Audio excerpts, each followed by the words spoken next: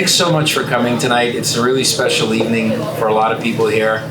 I want to thank Hector and Shelley for hosting us, our neighbors and our friends. Thanks, guys, so much. If you can hear me, you guys are the best neighbors ever.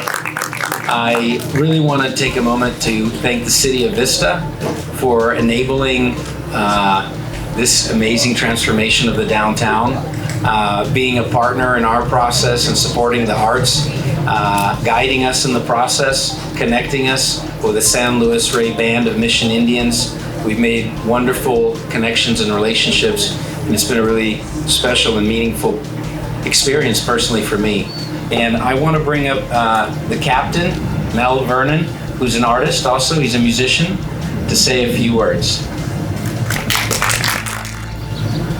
Just a real special day, and besides special, it's historic, you know. I don't know if you know that, but this is how history actually happens. When you're there, you don't realize it. Then you read it tomorrow in the paper, and you realize there's something going on.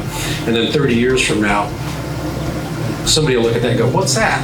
And nobody will know. Thank you, Lev, and welcome to the territory of the Paiute Cowicham, the people of the West.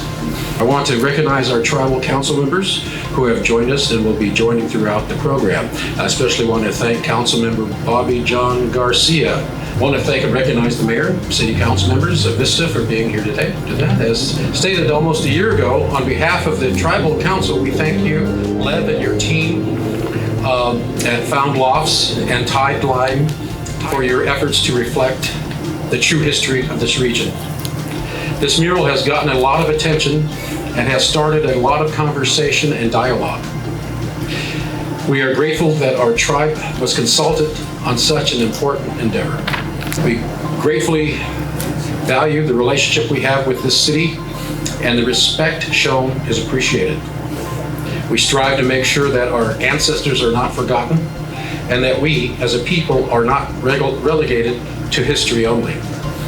While the legacy of perseverance is captured in the mural, the Luiseño story that inspired the artist reflects the strength of our culture.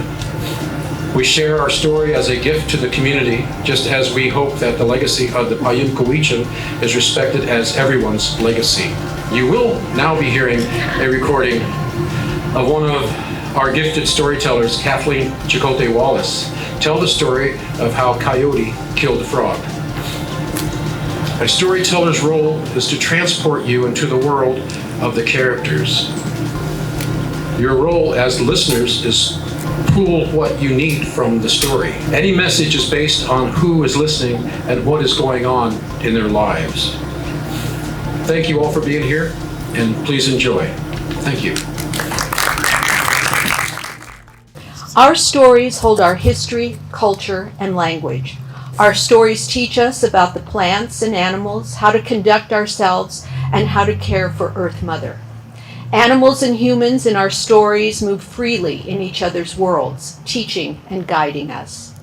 In our efforts today to reclaim, revitalize, and preserve culture and language, we rely on the traditional knowledge found in our stories to persevere. Our stories are powerful, and storytelling continues to reach across generations.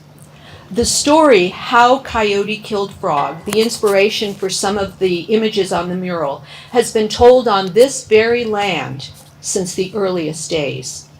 Coyote and frog appear in a variety of our stories, always leaving us with an important message. But it is up to each listener to decide what that message is for them. Coyote and frog. How Coyote Killed Frog.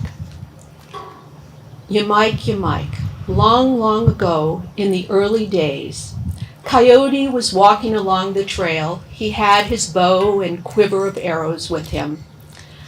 He was a man then, and soon he came to Wahawut, frog, and he called out a greeting. "Miyu, auntie," he said. Frog was weaving a large willow granary basket when Coyote arrived. She watched as he paced around her, holding his bow and arrows closely. Now, Wahawut had special powers, and she knew what Coyote was thinking. "Miyu, nephew," she said. I know that you are thinking of killing me." "No," said Coyote. "No, I'm not. You don't know anything." "Well," said Frog, "if one of your arrows hits me, so much water will rush from my body that you will drown." "Ha, ha, ha," laughed Coyote. "Oh, no, I don't believe you. That's not possible," he said. "Toloi, Coyote, Toloi," said Frog. "Find out, Coyote, find out."